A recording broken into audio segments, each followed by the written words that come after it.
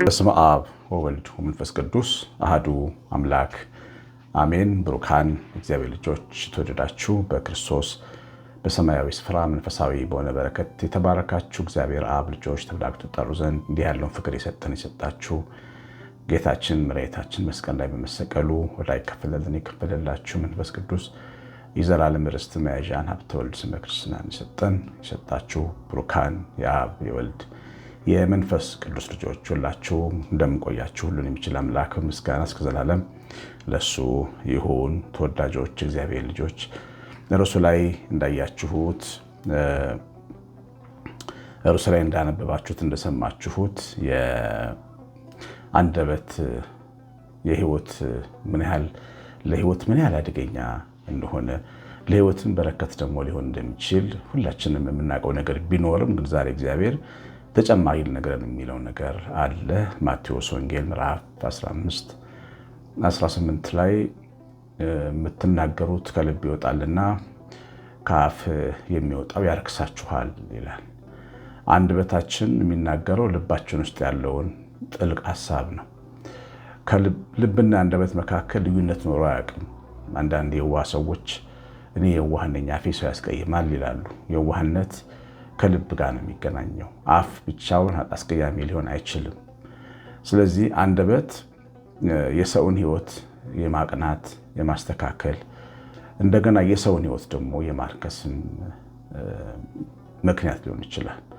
ከአፍ የሚወጣው ያረክሳል የሚለን ንግግራችን ከአፋችን የሚወጡ ቋንቋዎቻችን ናቸው። በአንደበት ከምንሰራቸው ኃጢአቶች በጣም ትልቁ ኃጢአት ውሸት ነው። ማናምንበትን ነገር መናገር፣ የውሸት መውደድ፣ ማትወዱትን ሰው በጣም ወድሃለሁ ማለት፣ በጣም ያላማረበትን ሰው አምሮብሻል፣ አምሮብሃል ማለት፣ በጣም እኮ አንተ በጣም አስፈላጊ ሰው ነህ ብሎ ለዛ ሰው ውዳሴ መስጠት ከንቱ ውዳሴ ይባላል በመንፈሳዊ ቋንቋ።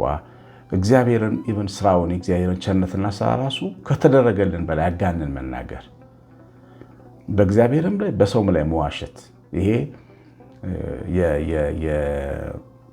ሽንገላ ይባላል። አንደበትን የሚያጠፋ እንደውም እግዚአብሔር የሸንጋይን ምላሶች እግዚአብሔር ያጠፋቸዋል ዳዊትና የሚያጠፋ ሰውን የሚያጠፋ ነው እንዲህ አይነት ልምምድ እና በሞተ በተደፋ ምንድነው ሰው የኔ ጌታ የኔ እመቤት እያሉ ማቆላመጥ፣ እንዲህ አይነት ልምምዶች ብልጠቶች ከአፈ ጮማ የሚባሉ ሰዎች አሉ አይደል? አፋቸው ስብ ነው፣ አፋቸው ብቻ ነው ግን ጮማ፣ ልባቸው ግን ሌላ ነው። እንደዚህ አይነት ሰው ከመሆን መጠንቀቅ ያስፈልጋል። ምክንያቱም ንግግራችን ውሸት ስለሆነ ያጠፋናል። የሽንገላን አንደበት የምትናገረውን ከንፈር እግዚአብሔር ያጠፋታል ይላል እግዚአብሔር ቃል እና በመዝሙር 14 ላይ በጣም የሚገርማችሁ በቤቱ በድንኳን ውስጥ ማን ይኖራል? በተቀደሰው ስፍራ ማን ያድራል ብሎ ዳዊት ጠይቆ አያድሩም። በእግዚአብሔር ቤት እንዲያድሩ ካልተፈቀደላቸው ከማይፈልጉ ሰዎች አንዱ ሸንጋይ ነው፣ የማያምንበትን የሚናገር ማለት ነው። ወንዶች ለአንድ ቀን መንገታ ስትሉ የማትወዷቸው ሴቶች እንደምትወዷቸው አድርጋችሁ የምትገበዙ የእነዛ ሴቶች ልብ ለማሸፈት እነዛ ሴቶች ለማርከስ የምትፈልጊውን ገንዘብ ለመቅበር ስትይ የማትወጂውን ወንድ እንደምትወጁ አድርገሽ ያንቺ እንደሆነ አድርገሽ የምታታል ይሄ የህይወት የሚመስልሽ ይሄ ይወላችሁ ያጠፋናል። እግዚአብሔር ቃል ይህንን ነው የሚለው። የአንደበት ኃጢአት ለጥፋታችን ምክንያት ሊሆን ይችላል። እንዲህ አይነት የርኩሰት ልምምድን የምንለማመድበት መንገድ ነው የአንደበት ኃጢአት። ሌላው ደግሞ በሰዎች ላይ የምንነሳሳበት አንደበት ደግሞ አለ። ሰውን ዝም ብለን በማናውቅ ሁኔታ የምንፈርድበት፣ የምናሳጣበት፣ የምንከስበት እና በተለይ አሁን ይሄ የሚዲያ ዘመን አጋልጦ ሰጥቶናል። ይሄን ለመሳሰለ ነገር ብዙ ሚዲያ ላይ እጃችን ላይ ስልካችን፣ ኢንስታግራማችን፣ ፌስቡካችን፣ ቲክቶካችን፣ ዩቲዩባችን ከአዎንታዊ ይልቅ አሉታዊ ነገር በጣም ስለሚሸጥ ገበያ ላይ ዋጋ ስለሚያወጣ በከፍተኛ ሁኔታ ነው የሚሸጠው እና ስለምታውቋቸውና ስለማታውቋቸው ሰዎች ብዙ ነገሮች ሰዎች ይነግሯችኋል። እነዛ ንግግሮች እውነት መሆናቸውንና አለመሆናቸውን የምናረጋግጠው በተናጋሪዎቹ የመናገር ችሎታ ላይ መሆን የለበት፣ በእውነትና በመንፈስ ቅዱስ ሐሳብ ላይ ነው። ሰውን መንካት ኃጢአት ነው። እግዚአብሔር ልጆች ሰውን እየነኩ ሰውን እያሳዘኑ የሚያድሩ ሰዎች ምን እንደሚገጥማቸው እግዚአብሔር ቃል እንደዚህ ይናገራል። መዝሙር 108 በቅንፍ 109 የዳዊት መዝሙር ነው። ቁጥር 2 ላይ የኃጢአተኛ አፍ የተንኮለኛ አፍ በላይ ላይ ተላቆብኛል፣ በሽንገላም አንደበት በላይ ላይ ተናግረዋል። በጥልም ቃል ከበቡኝ፣ በከንቱም ተሰለፉብኝ፣ በወደድኳቸውም ፈንታ አጣሉኝ፣ እኔ ግን እጸልያለሁ። አሁን ዳዊት ላይ የደረሰበትን ተመልከቱ። የኃጢአተኞች የተንኮለኞች የስንፍና አፍ ተላቀቀብኝ፣ ተናገሩኝ፣ አሙኝ፣ ሞገቱኝ፣ ፈረዱብኝ፣ አሳጡኝ። በምመራው ሕዝብ ቤተሰቦች መካከል እየዞሩ እንዲህ ነው አሉኝ ነው የሚለው። እኔ ግን እጸልያለሁኝ። በጥል ቃል ሊጣሉኝ፣ እኔ ሰላምን ስናገር እነሱ ጠብን፣ ጥል የሚቀሰቅስ ንግግርን በሕይወቴ ይናገራሉ። እኔ ግን እጸልያለሁ። እሱ ጸሎተኛ ነው፣ እነሱ ግን ይሰድቡታል። እሱ በእግዚአብሔር የሚተማመን ሰው ነው፣ እነሱ ግን በጥል ቃል ይናገሩታል። ምናልባትም እኮ መንፈሳዊ ሰዎችም ሊሆኑ ይችላሉ። የቤተ መቅደሱ ሰዎችም እኮ ሊሆኑ ይችላሉ። እነሱ መንፈሳዊ በሆነ መንገድ ሊጠሉት ይችላሉ። ዳዊት ግን ይጸልይ ነበር። የሚጸልየው ሰው ላይ ነው እጃቸው የሚያነሱ። ታያችሁ፣ ቅድም እንደተባለው ነው የአንደበት ኃጢአት ስለማናቀው ሰው ከሰው እየሰማን ምናምነው ነገር ነው። እምናምነውን ደግሞ እንድንናገር እንገደዳለን። ጌታ እንደተናገረው በልቡ የሚተርፈው በአፍ ይወጣል ይላል። በቃ ለብዙ ጊዜ እንዲህ አይነት ኃጢአት ሰርተን ተናዘን እንኳን አናውቅም። ብዙ አገልጋዮች አልቅሰዋል። በዛ የዛ ለቅሶ የዛ እንባ አካል ነን። ብዙ የእግዚአብሔር ሰራተኞች፣ ብዙ ፖለቲከኞች፣ ብዙ ሀገርን የሚወዱ ትልልቅ ሰዎች አዝነውብናል። ስለማናውቀው ነገር ተናግረን በተለያዩ ሶሻል ሚዲያዎች አካፍለን በቤተሰቦቻችን በሰው ጆሮ ብቻ ያንን ነገር አድርሰን ግን የሰዎቹ ሐዘንና እንባ ሲከተለን ይኖራል። ተጠንቅቀው መኖር ያስፈልጋል። የአንደበት ኃጢአት ሕይወትን ያበላሻል። አሁን ምን እንደሚመጣባቸው ደግሞ ይናገራል መንፈስ ቅዱስ በዳዊት አፍ። እንዲህ አይነት ሰዎች አሁን እናንተን በሐሰት የሚያሙ፣ የሚያሳድዱ፣ የሚከሱ፣ ኮምፕሌን የሚያደርጉ በስራ ቦታችሁ ላይ ሰላም እንዳሰሩ በቃ በተገኘው አጋጣሚ እናንተን የሚያሳጡ ሰዎች አሉ። እናንተ ሰላም ልትፈጥሩ ስትሉ ሰላማችሁን በፍጹም የማይቀበሉ የሚንቁ ሰዎች አሉ። አመፅን በደንብ አድርገው የሚወዱ በአንደበታቸውም ለመስራት የማይፈሩ ሰዎች አሉ። እንደዚህ ይላል እግዚአብሔር ቃል ቁጥር 5 ላይ መዝሙር 109 ቁጥር 5 ላይ በመልካም ፈንታ ክፉን በወደድኳቸው ፈንታ ጠላትነትን መልሰውልኛል ይላል። እንግዲህ እነዚህን ሰዎች ባህሪ ሲናገር በላዩ ኃጢአተኛን ሹም ሰይጣንም በቀኙ ይቁም። እንዲህ አይነት ሰዎች እላያቸው ላይ ኃጢአተኛ አለቃ ይመጣባቸዋል። ኃጢአተኛ ሰው ጓደኛቸው ይሆናል። ሕይወታቸውን ድብን አድርጎ የሚቀጣ ሰው ይሰጣቸዋል ማለት ነው። ምን አድርጌ ነው እግዚአብሔር ምን በድዬ ነው የሚሉት እንዲህ አይነት ሰዎች ራሳቸው የሰሩትን ኃጢአት አያውቁ። ሰው ላይ የፈረዱትን መፍረድ፣ አንዷን ሴት ወይ አንዱን ወንድ ወይም አንዱን አገልጋይ ወይም አንዱን ፖለቲከኛ ያሉት ነገር እውነት ይሁን አይሁን ሳያረጋግጡ የተናገሩትን ነገር አንድ ቀን እግዚአብሔር ይቅር በለኝ ብለው አያውቁ። ይሄን የምትሰሙ እግዚአብሔር ልጆች ይሄ ባካችሁ ይህን ትምህርት ዘግታችሁ በእግዚአብሔር ፊት ይቅርታ ጠይቁ። ምክንያቱም ኃጢአተኛ ነው ላያችን ላይ ቢሰለጥ ነው። መጥፎ አለቃ ነው የሚመጣብን። መጥፎ ትልቅ ሰው ከፊት ለፊታችን ይቆማል። የማያፈናፍንን ወይም መጥፎ መሪ ይመጣብናል። አያችሁ፣ በላዩ ላይ ኃጢአተኛን ሹም። መጥፎ መሪ የሚነሳባቸው ህዝቦች ምን አድርገው እንደሆነ ራሳቸው መጠየቅ አለባቸው። ለምን መጥፎ መሪ በዓለም ላይ ይመጣል? ለምን በሀገር ፖለቲካ ላይ ይከሰታል? ምን ሰራን ማለት ያስፈልጋል። ምን ተናግረን ነበር ማለት ያስፈልጋል። ሰይጣን በቀኙ ይቆም። እውነቴን ነው የምነግራችሁ፣ ቀኛችን እግዚአብሔር ነው። ዳዊት እግዚአብሔር በቀኝ ነውና ልታወክም ነው ያለው። ቀኝ የህይወታችን ትልቁ አቅማችን ነው፣ ጉልበታችን ነው።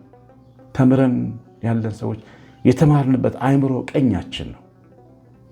የንግድ ክህሎት ያለን የቢዝነሳችን የጥበብ ኃይል ቀኛችን፣ አገልጋዮች የአገልግሎታችን የጸጋችን ማዕከል ቀኛችን፣ በቀኙ ላይ ሰይጣን ይቆም ነው የሚለው። የዚህ ክፉ ሰው ኃጢአት በሚያተርፍበት በሚኖርበት በሚቀናበት ነገር ላይ ሰይጣን ይቆማል ማለት ነው። የአንደበት ኃጢአት ቀላል እንዳይመስላችሁ፣ ሁልጊዜ ዝም ማለት ይገባል። አክስቴ ዝም አይነቅዝም ትል ነበር። አዎ ዝም አይነቅዝም። እንደውም የሰው ኃጢአት መስማት ብታቆሙ እመክራለሁ። ሶሻል ሚዲያ ላይ በጣም ብዙ የሰው ኃጢአት ይገለጣል። እኛ የንስሐ አባቶች ከድነናቸው የተቀመጥናቸው ብዙ ኃጢአቶች አንድ ሰው እጅ ላይ ሲገቡ የሶሻል ሚዲያ ገበያ ምክንያት ነው የሚሆኑት። ያን ኃጢአት ማዳመጥ፣ ማንበብ፣ መስማት፣ መከታተል፣ ምናሉት ማለት ኃጢአተኝነትን ነው የሚያስለምደን። ተጸየፉት። የሎጥ አገር ሰዎች በሚሰሩት ነገር ሎጥ የተሳቀቀ ነፍሱ ትጸየፍ ነበር ይላል። ተጸይፎ የነበረው ሎጥ ነው ተጎትቶ ከዛ ሀገር የወጣ።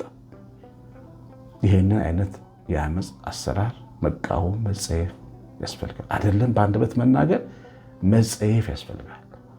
ሰው በአንድ ኃጢአት ወድቆ ቢያዝ ገበናው ቢጋለጥ ወዮልኝ ማለት ነው የሚገባው እንጂ ያንን ሼር እያደረጉ ተቀምጦ ምንም እንዳልተፈጠረ ነገር የዛ አካል መሆን፣ ቅድም እንደተባለው በቀኛችን ሰይጣን ይቆማል ማለት ይህ ፍርዱ ነው። ህይወታችንን አመድ የሚያደርግ ጠላት ነው ሰይጣን ማለት እና የአንደበት ኃጢአት በእግዚአብሔር ወንበር ላይ በህይወታችን ውስጥ ሰይጣን እንዲቀመጥ መፍቀጃ ነው። ይህን ማወቅ ያስፈልጋል። የእኛ ቀኝ የእግዚአብሔር ዙፋን ነው፣ ወንበር ነው። በቀኛችን ግን ሰይጣን ይቆማል ማለት እግዚአብሔር ተነስቶ ሄደ። ሐሜት የሚወዱ ሰዎች አሉ። ሰው ነገር የሰው ገበና ዝግዝግ አድርገው የሚናገሩ መንፈሳዊ ናቸው እኮ፣ ደጋሽ ናቸው እኮ፣ አንዳንዶቹም ቆራቢ ናቸው እኮ፣ አገልጋይ ናቸው እኮ፣ የሰው ኃጢአት ግን የሚዘረዝሩ የት ሄጄ ልናገረው የሚሉ አጋንንት ቤታቸውን ሲመታ ነው የሚኖሩት እነዚህ አይነት ሰዎች።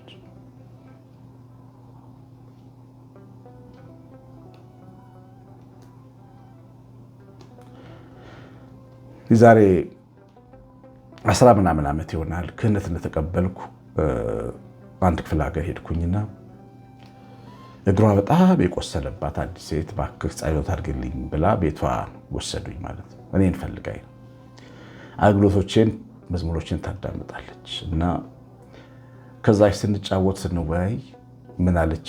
እኔ አለች አንደበቴ ሐሜተኛ የሐሜት እናት ነኝ አለች። በቃ የሚያስደስተኝ ፊልም ማየት አይደለም፣ የሚያስደስተኝ ጥሩ ምግብ መመገብ አለ፣ ሰው ማማት ነው አለች። ከተወሰነ ቀን በኋላ ሰውነቴ ፈነዳዳ ጀመር። ያልታከመችበት ሐኪም ቤት የለም። ገንዘብ ያላት ሴት ነች። ክፍለ ሀገር ውስጥ